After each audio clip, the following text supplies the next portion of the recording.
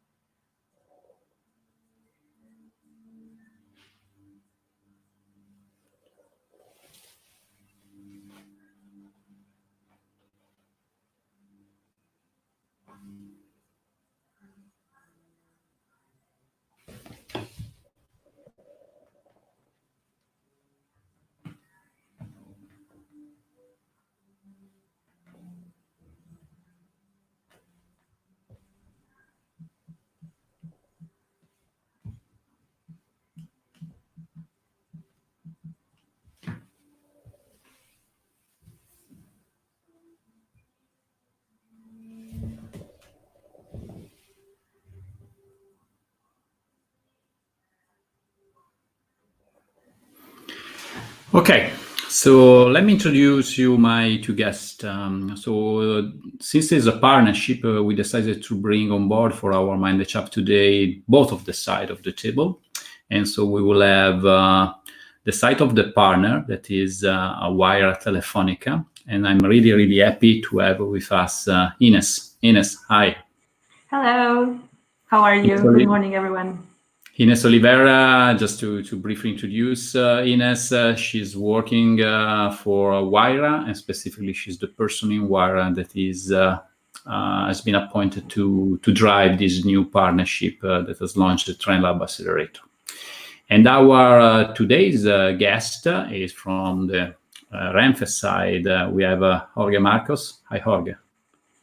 Hi, good afternoon. How are you? Pretty good, pretty good.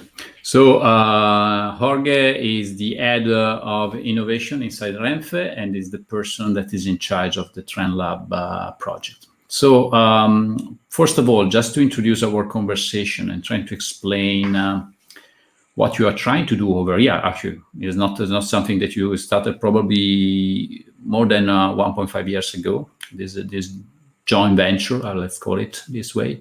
But Jorge, let's start the discussion, try to get a bit more sense of Renfe. Again, Renfe, we know that is amid a big transformation moving from a situation of monopoly, typically of most of the railway companies, to a definite situation that is definitely more open to competition. Another big transformation is the one to turning into more not just railway companies, but a mobility provider. So can you give us a bit more context in terms of understanding who is Renfe, what is about to, and what is the big transformation you are in, being a state-owned company, by the way. That is an additional complication to put on the table. Can you give us a brief context about this? Yes, it will be a pleasure, Alberto. Yes, basically, a few years ago, the European Union started to bring the competition to the railway market in Europe, and in fact in Spain, we are in competition for the freight business since 2005, but we are moving into competition also in the passenger business at the end of this year. So this is driving a big change for a traditional railway company like us that have been in the market for 79 years. And we have been operating, let's say, almost alone. And now we have to share the market with others. So it is one of the challenges that we are facing in the near future. So when we are talking about the sharing economy, was not exactly that, right? No, that's it. And another trend that is present in the market during the last has been present during the last years, but is becoming stronger and stronger is the digital transformation. And we are in this trend, not only the railway sector, but the whole economy. But for us, it's really a challenge because we have a lot of technologies. The railway system is very complex and it has a lot of different systems and technologies. So there's a lot of work to do in digital transformation from the customer face from the customer side to the railway system itself. What's the impact of legacy for a company like Renfe? Because I'm imagining is always big for any large corporation because legacy typically accrues year over year. But for a company like Renfe, again, where there is a lot of technical specific situation, how big is your challenge here? Yeah, it's big because we have a great fleet, for example, of trains. We have millions of customers. We are transporting many tons of freight every day, and so the challenge is huge because we are doing all of this with a variety of technologies, as I said, digital systems, but also physical systems like the railway itself, like the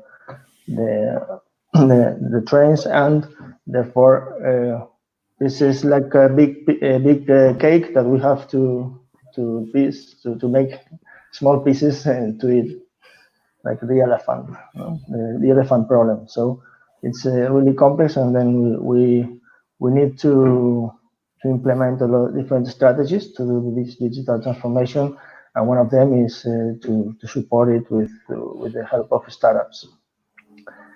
And then with this in mind, we, as you said previously, we are transforming to compete in a digital market.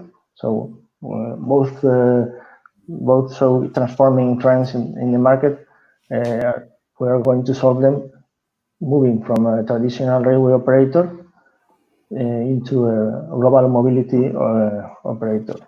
So we're going to provide our customers with door-to-door services, integrating just one app in their hands, in their smartphone, a complete service with one ticket and one payment to manage all their mobility needs. And this is one of our strategic targets for the coming years, and is something that we are facing with the help of the startups. And so here comes the idea of launching a corporate accelerator. Again, as you know, open innovation can be shaped in multiple forms. One of the forms that many corporates decided to adopt is launching an internal accelerator to have the opportunity to nurture some ideas and to start working with them. And so why this choice? What is the goal of this model again? Yeah, basically we wanted to dynamize the digital transformation, but also the culture of the company. So from my point of view, you cannot change the technology that you are using, but leaving people behind. You have to do those changes at the same pace. So you have to to bring not only new technologies, but also new models of working, new methodologies. And so we are in this cultural transformation at the same time that we are doing the digital transformation. And we want the startups to help us in this as well.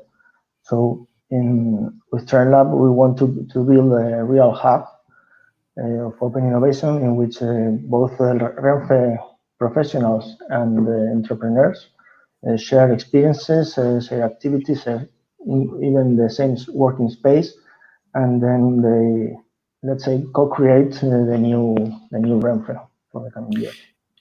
And here come the peculiar decision that you have taken, that is not to do everything in-house, as most of the corporate have done, and probably some of them are a bit regretting such a decision, because corporate accelerator business is a tough one in terms of producing outcomes.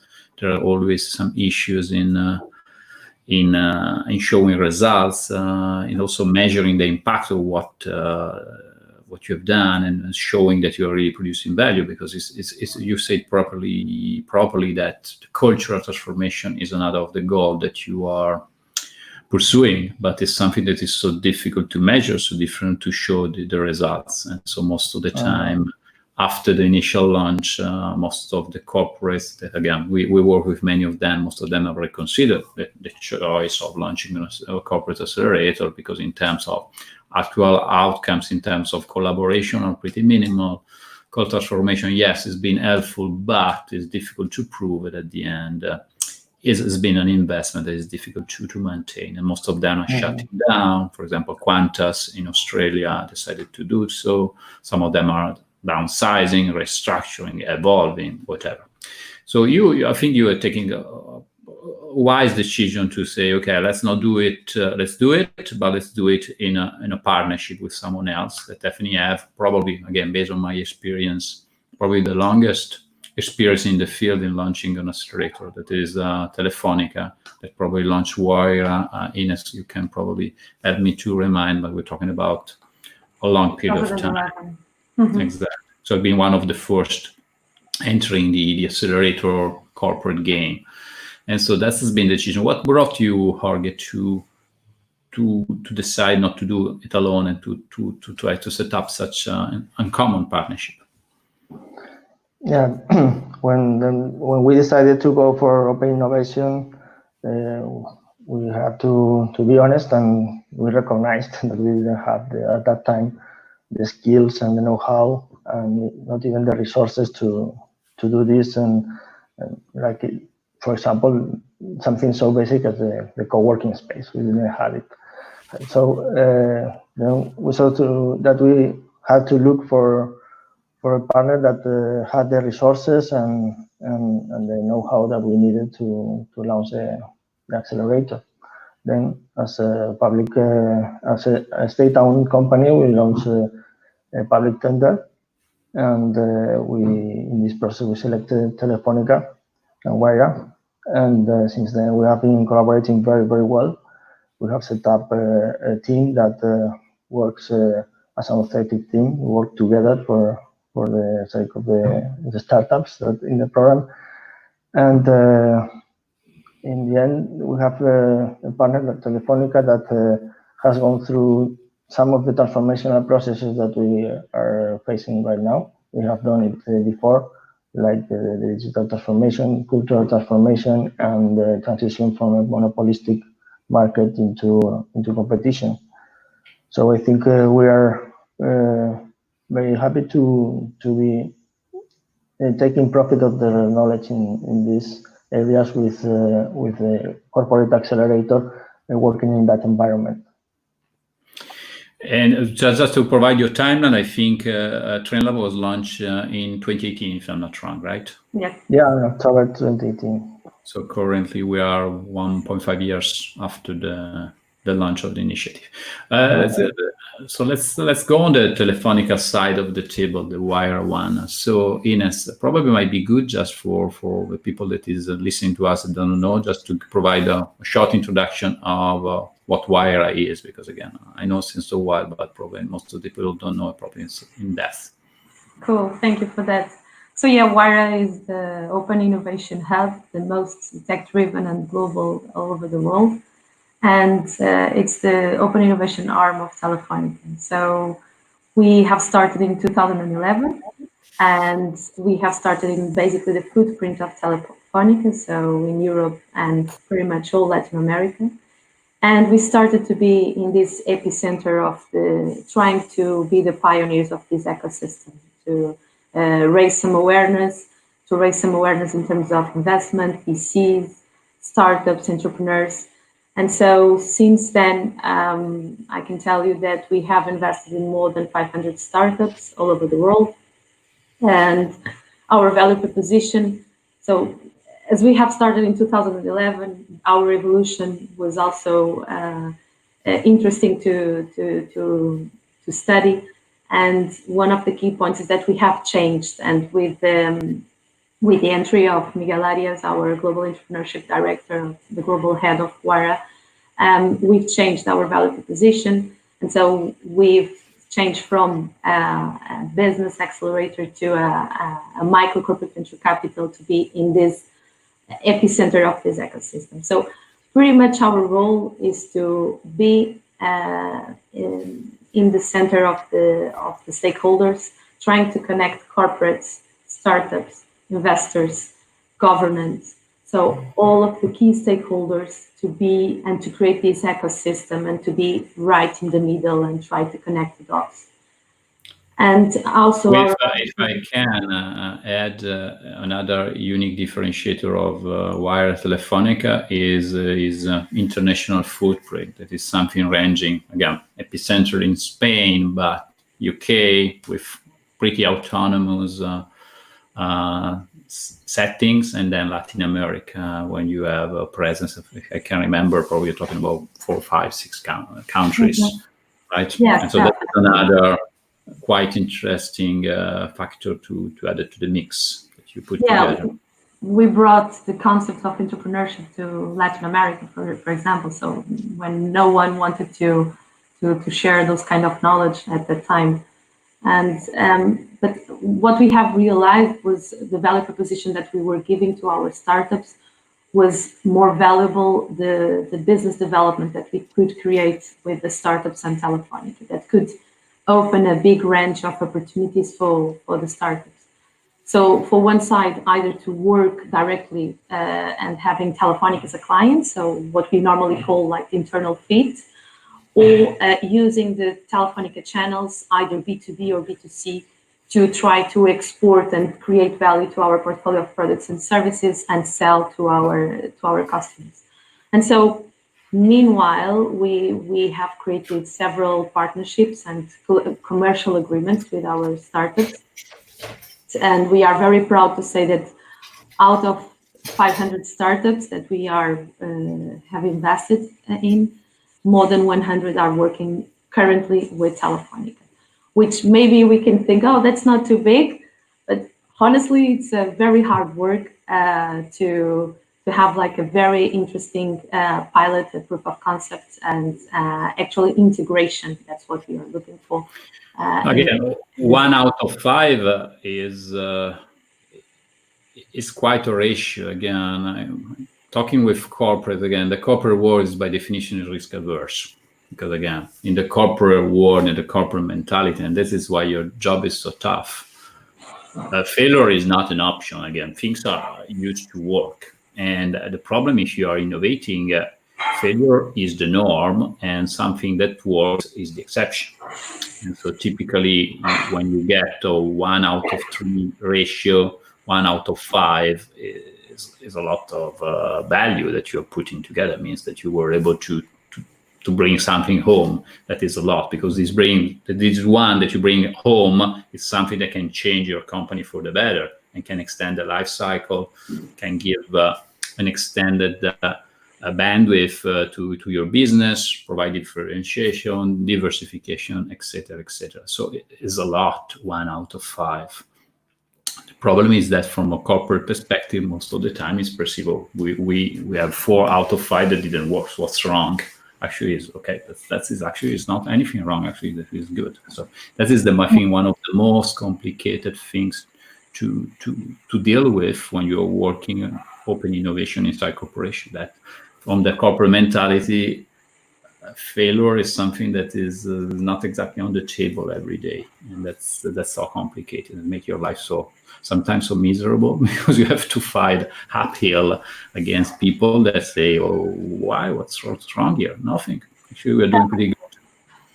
Definitely, and I think the language inside the corporate world is not so accepted, right? So when you are trying to influence the others, when you are trying to promote the startups that you have and say, look, let's try this. I mean, this is a new idea. What do you think? And normally business units are risk averse. So it's very hard for who is in this corporate accelerator role to be like a very good salesman and try to potentiate as much as possible and be completely risk averse to try to push these startups into the organization. No, I think you say the right word. I think when someone look and think at an open innovation manager inside a corporation, the typical thinking, oh, this is people going outside scouting and looking for startups. In reality, that is not what makes the difference. The difference is that you are a good salesperson inside your corporation because you need to engage the business unit, because the success of the work that you're doing is something that will come out of this daily work, walking the corridors, convincing the business unit to make the best innovation that you have found out their own and deploy and make them successful. If you don't get there, I think all your big scouting, working, innovative work will come to nothing. And that is so crucial and so difficult. And that's your daily job most of the time. And that's when, again, it looks a bit less sexy after that, but that's reality.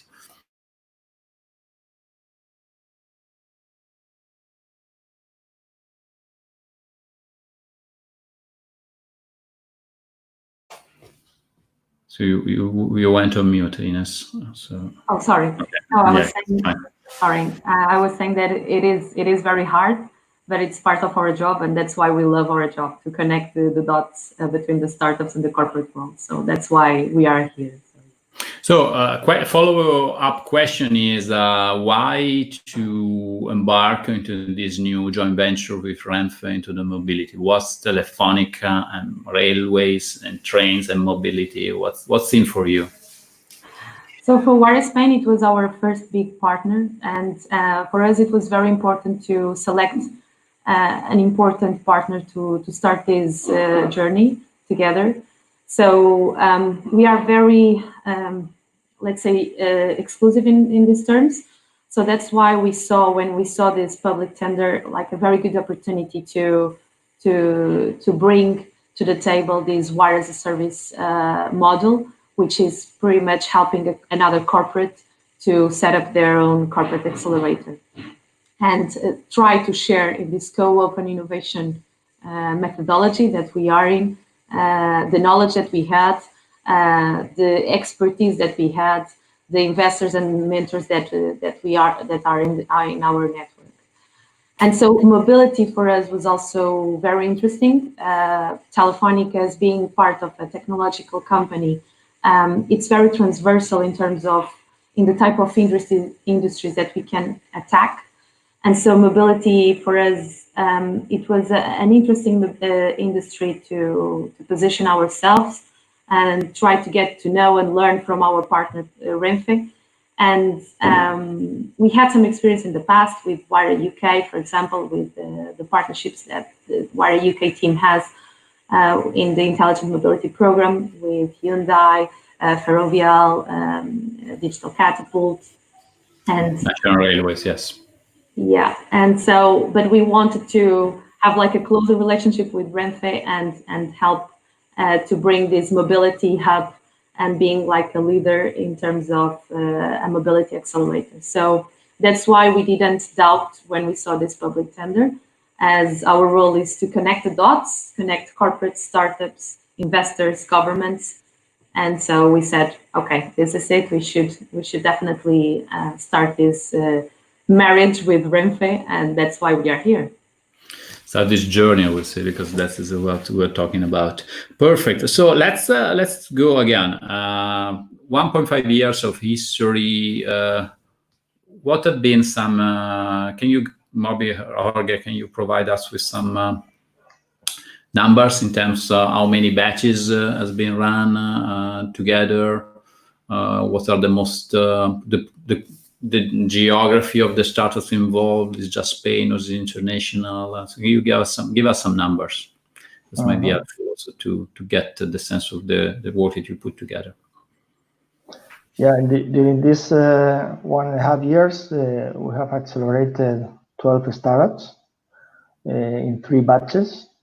We are running right now the 3rd batch, and also an internal innovation program with a selected group of 3 internal innovation projects that has been co-accelerated with the startup. So 4 calls in 1.5 years, a lot of work that we are very happy that we have been able to do.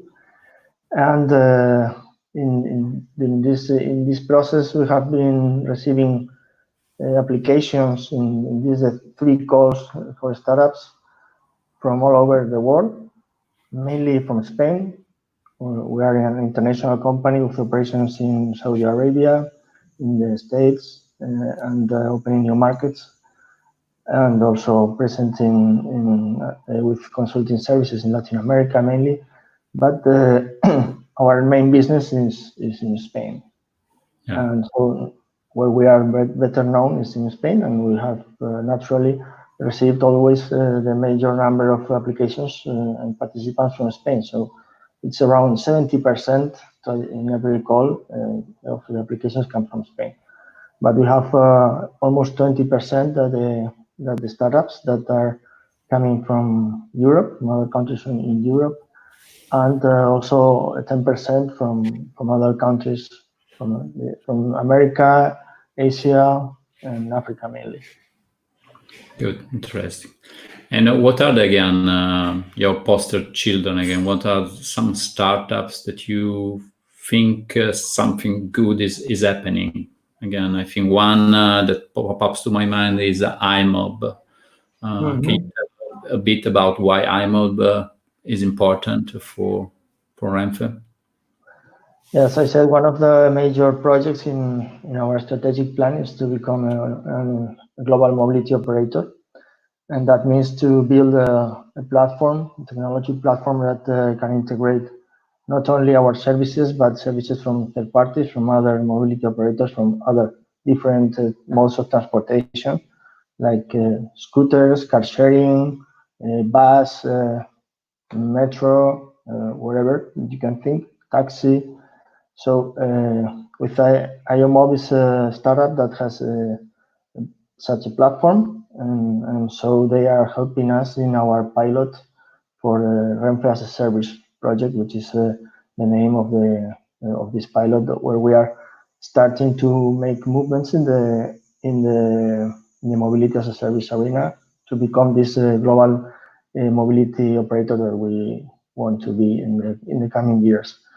And this is with this pilot we are serving real customers that are moving from Madrid to Barcelona, and we are providing them door-to-door services, everything in one app, and with only one provider that is gathering all the offerings of the other partners in the platform. And this is the test that we are doing with Iomob in order to learn with our customers and to co-create. What are the biggest barrier for launching a project like this, beyond the cultural, obviously, issues? This project is very aspirational, I would say, yes, and ambitious. We started with not something that is like difficult like this. Yeah.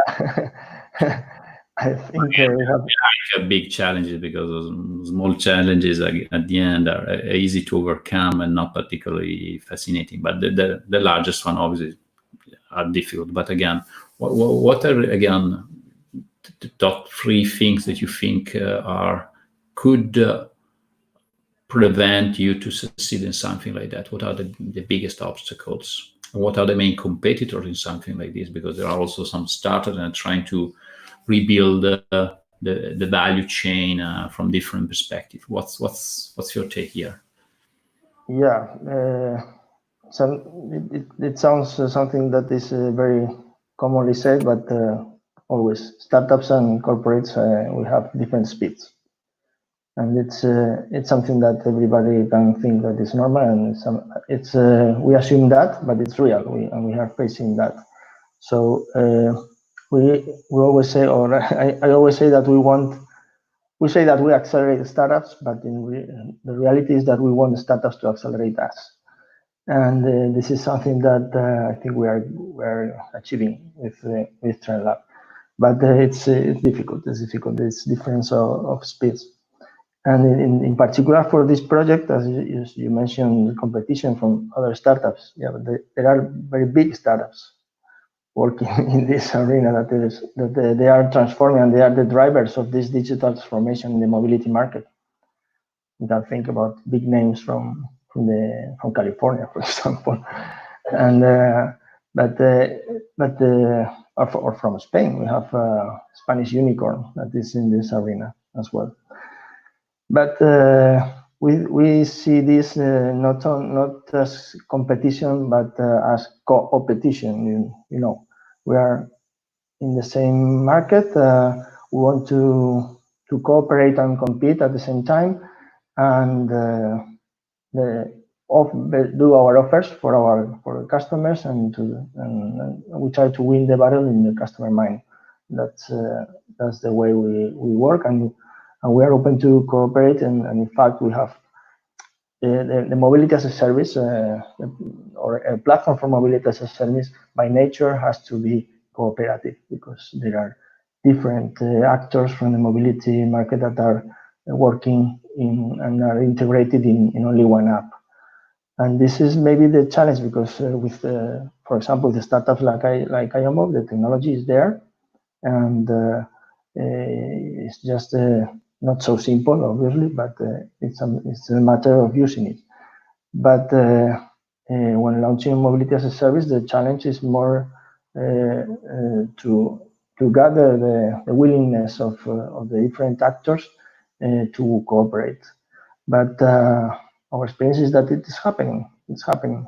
So I think we will be able, not us, but the market will provide nice, not only us, but the market will provide good mobility as a service solutions in the coming future. And we want to be one of the leaders, if not the leader, in this market. And what's your take here, Inês? What's from your outside perspective?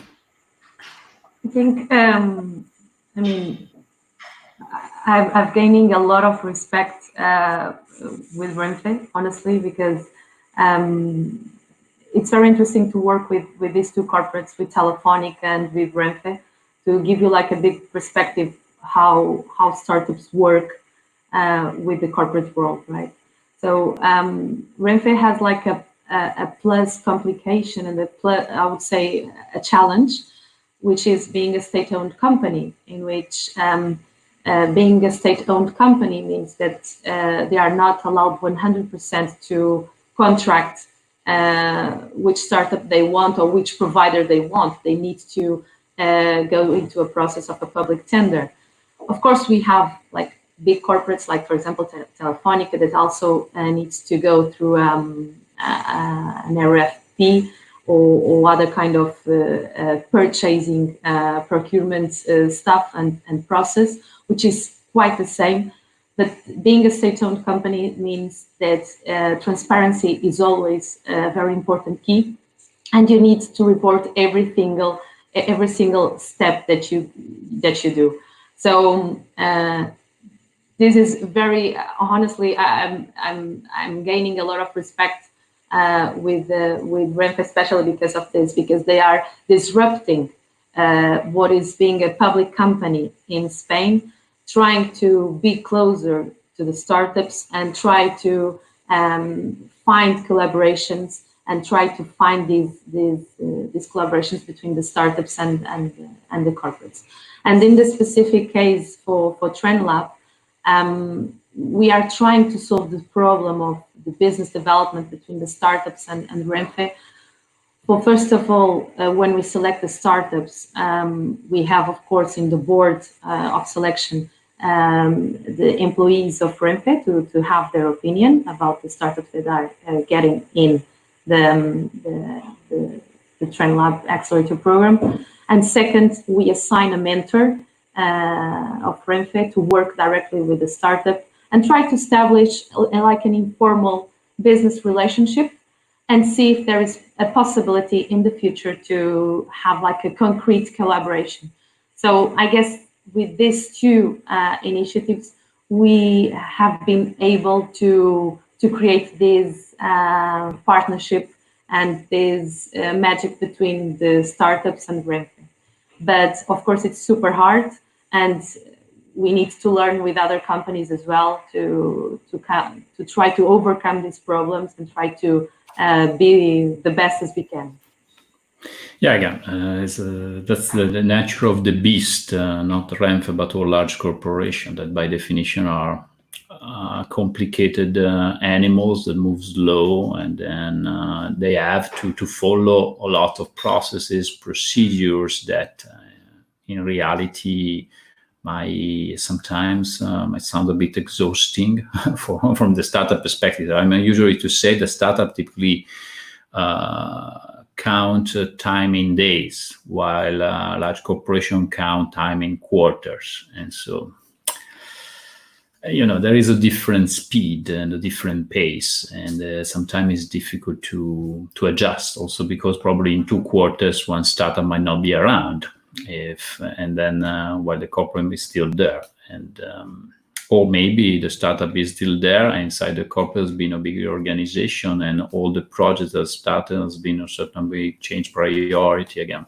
That's the nature of the relationship that is complicated. And unfortunately, there is not a magic recipe because, again, we should not be here discussing about that. But there is a lot of potential learning. And I think at the end, corporates made up of people. And if the right people start getting on board and then and they get on the innovation train, just to use the metaphor that I think is quite appropriate for today's discussion, I think you can get results because people, and that's why also what Jorge was mentioning about the cultural transformation is a relevant piece into the equation, because again, if people can really understand that is why they have to change, and they can also stimulate the change, maybe cutting some corners, finding innovative ways to go around the procedures that have to be followed. Again, typically some results are delivered. Talking about speed, I think another interesting case that is coming out from TrenLab is Zeleros. Jorge, can you tell us what is your view on this? Yes, Zeleros is a fantastic company that we have been working with them in TrenLab in the first batch, and they have a really potentially disruptive project. As you know, Hyperloop, the promise of Hyperloop is to transport both freight and people at the speeds of 1,000 kilometers per hour, and then it can really change the rules of transport of land transportation in the future. So it's not a project that can be implemented by now, but it's something that can be really transformational. And our aim supporting Zeleros is to be accompanying them, to be with them along the way for the development of this technology, and to learn with them, and to be somehow prepared for when this technology arrives to the market. And that's the idea. Yes, because probably will be, again, we're talking about what is technically called not exactly Horizon 1. It's probably an Horizon 3 project, but that requires a lot of prep work to put the company up to speed, to adopt and to change accordingly when the time comes. So that is quite an important. Another interesting project, if I can remember our prior conversation, is Limmat. Can you share a bit about that and why this is another interesting collaboration that is happening out of TrenLab? Yes, it's difficult for everyone because all the 12 projects are sure. very good.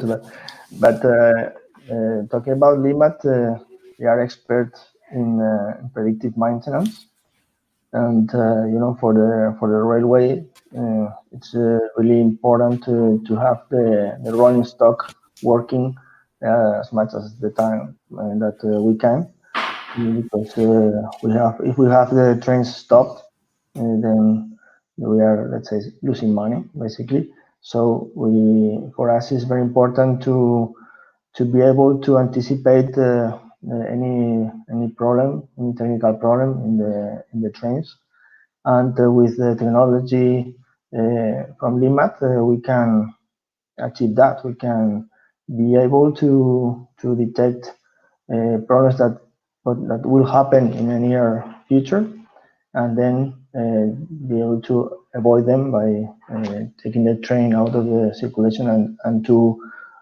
solve the problem before it presents its real.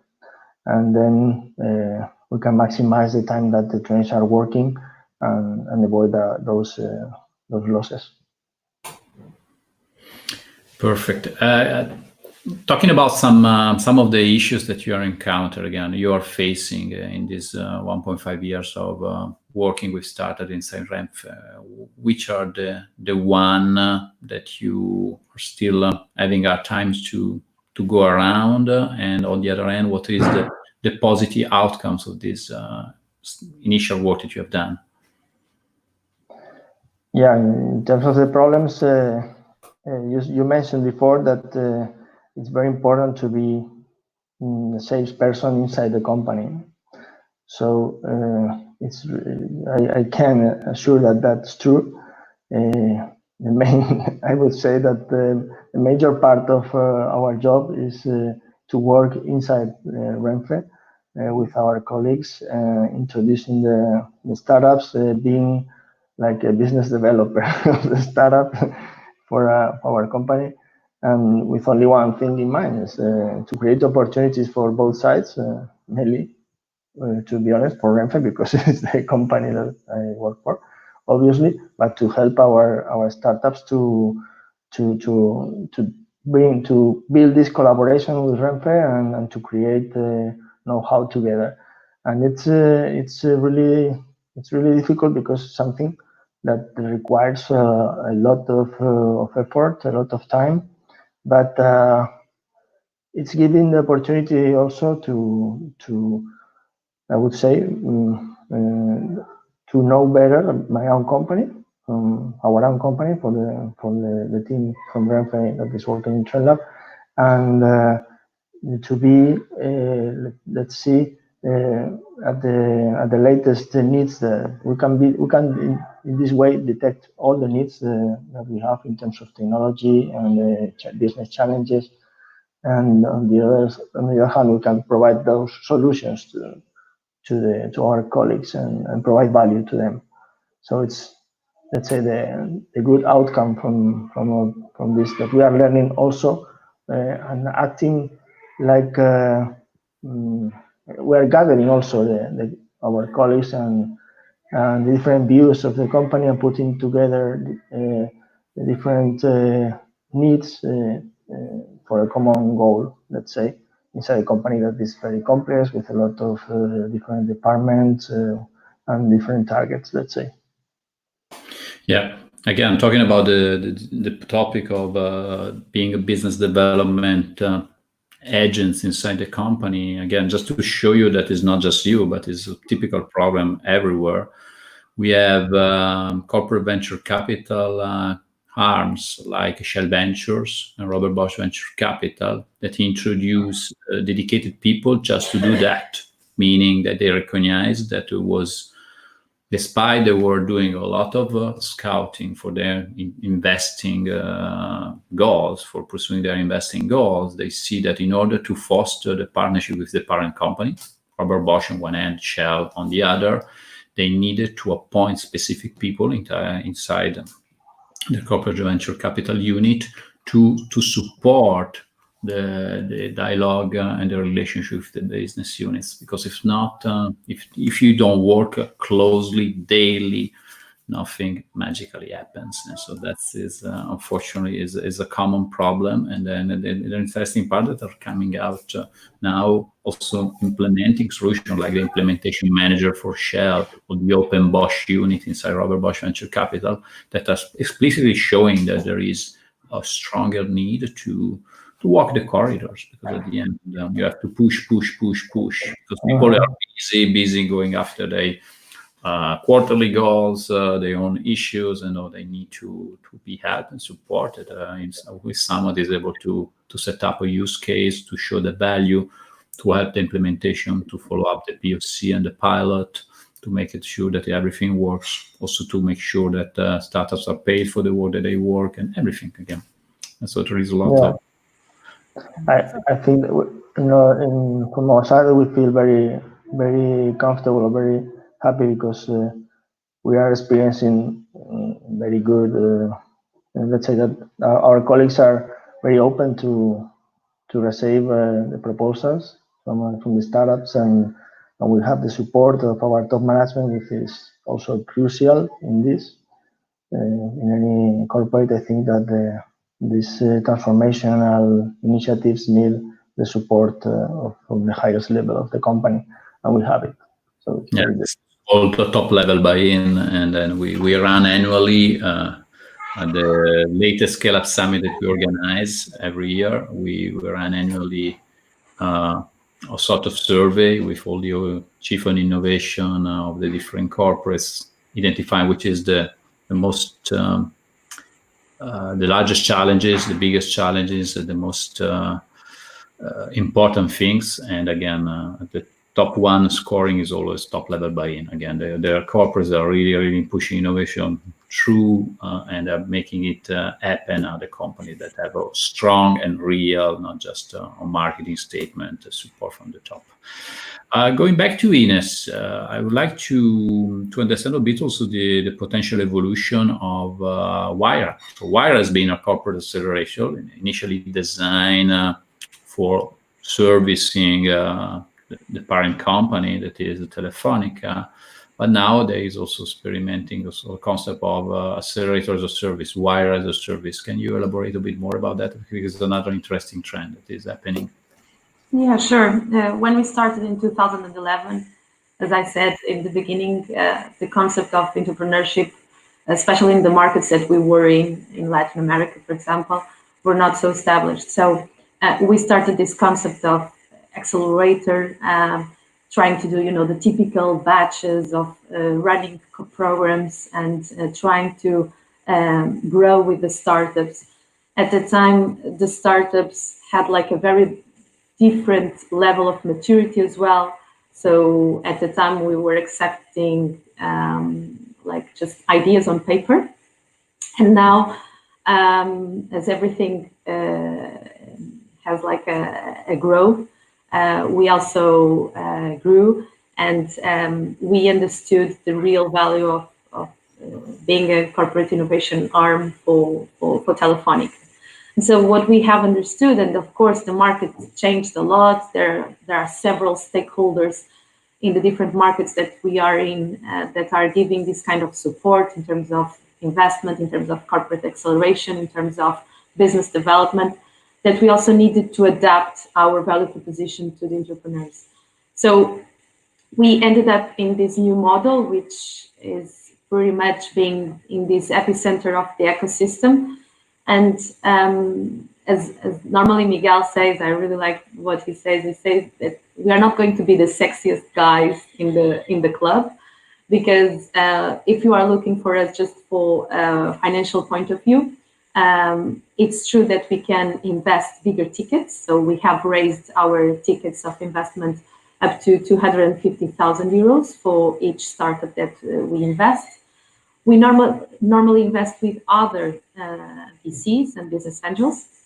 So we stopped investing just by ourselves. So we like others to collaborate with us and try to be with us, partnering in the fundraising rounds. And second, we have like a key rule, which is we need to understand if there is the business development proved with Telefónica, and then afterwards invest. So these are like the 3 key points for our new investment thesis. And of course, everything is related because as we are investing in much more mature startups, this means that we can expect more valuable collaborations between Telefónica and the startups. And so as we are like in this new level of engaging with the startups, it also gives us also more time to connect the dots with the other stakeholders. So that's why the partnership role is very important for us. And that's why we select very well the partners that we work with. And we try to give them an exclusive open innovation expertise and support them to implement their open innovation arms and to support them to implement their scouting trends or their acceleration processes or investment trainings all around this co-open innovation ecosystem. I'll just like to add, adding what Jorge mentioned. I think everyone knows in this market that the corporate innovation world, you can gain a lot of things, like more the tangible ones, or like the new revenue streams, new products that you can gain. Of course, the return on investment if you are investing on the startups. But I think the most valuable things is what you can't. It's very difficult to measure, like the intangible ones. So the fact that, as Jorge mentioned, the fact that we can be aware of the needs of the corporation is very important. So we can be a very good tool to do the scouting, to do the external scouting, and the corporate counts on us to do this kind of role. Also, it also gives us another positioning in terms of brand and in terms of institutional relations with the others, with the different stakeholders. And second and third, I would say the cultural shift, as Jorge mentioned. I mean, we don't accelerate startups; startups accelerate us. So, and that's the reality. I mean, the fact of trying to give a response to a startup in 5 minutes, it's something that we were not used to do before. So now we need to adapt our rules, our processes, to try to respond in the same speed as they are.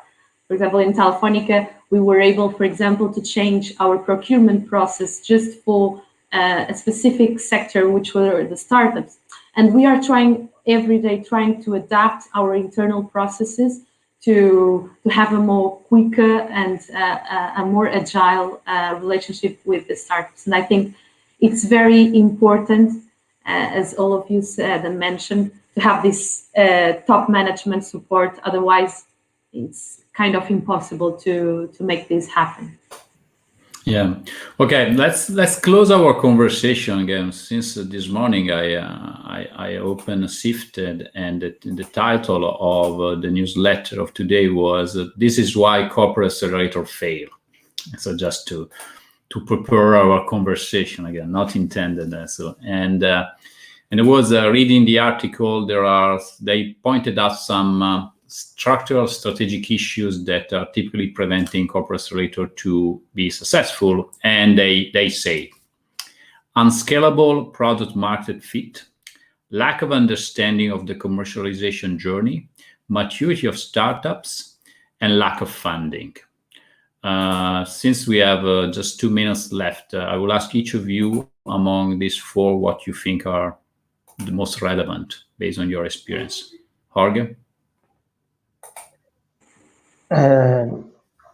From my experience, I would say that we are happy because we haven't failed. We are being successful till now. I hope we continue in that path. And but if I am asked about my opinion, I think that the lack of funding is really important because if especially in case you are going to invest in the startups, you have to be able to support them financially, not only in the first round that you enter, but also to be able to go there in the following rounds. This is. Are you investing as Renfe in the accelerator startups or not yet? Not yet, but we have that possibility, and we're open to do it. Yeah. Is Wayra investing, Inês, in some of the accelerator startups or not? Yes. Wayra has the investment point of view. Yeah, we have invested more than 500. Yes. Okay, cool. And what is your take on this article we just read this morning? I have to agree with Jorge. I think the lack of funding is the most important one. I also think the maturity is important to mention as well. And when we say maturity, we can apply to different fields. So maturity of the entrepreneurs, maturity of the experience, maturity of the product, and maturity of maybe the business commercial point of view. So I think it's important to have this maturity level to understand how to work with the corporate and with the startup, and this can apply to different fields. Yeah, I think maturity for me is probably one of the main discriminator between, probably one of the reasons why most of the corporate accelerators have not been that successful, because they probably start engaging with too much early stage startups. And at the end, corporates are slow, and putting on board startups that are not ready to deploy industrially and commercially. I think it's just a very difficult value proposition to maintain down the way, because at the end, corporate already is low. If you put something that takes a lot of time, again, it doesn't help. So one of the trends that we are observing looking at corporate accelerator, they're definitely more moving to platforms where they onboard more scale-ups rather than startups. So startups are ready to not just to be accelerated, ready to take off. And so they can be ready to deploy commercial and industry in a reasonable period of time. And that is probably one of the criteria. And that's probably is also driving your selection, because at the end that's what can really produce results in a realistic time horizon. So that is probably the main takeaways, at least for what we are seeing working with multiple corporates across the board, across the industries. I really like to thank you for your time and for this conversation. All the best for your common journey, and let's definitely stay in touch to hear more from hopefully some more success stories that come out from the new Renfe, the Renfe 2.0 that will come out from this TrenLab experience. Thank you, Jorge. Thank you, Inês. Thank you. It's been a pleasure. Thank you. Bye. My pleasure. Thank you very much.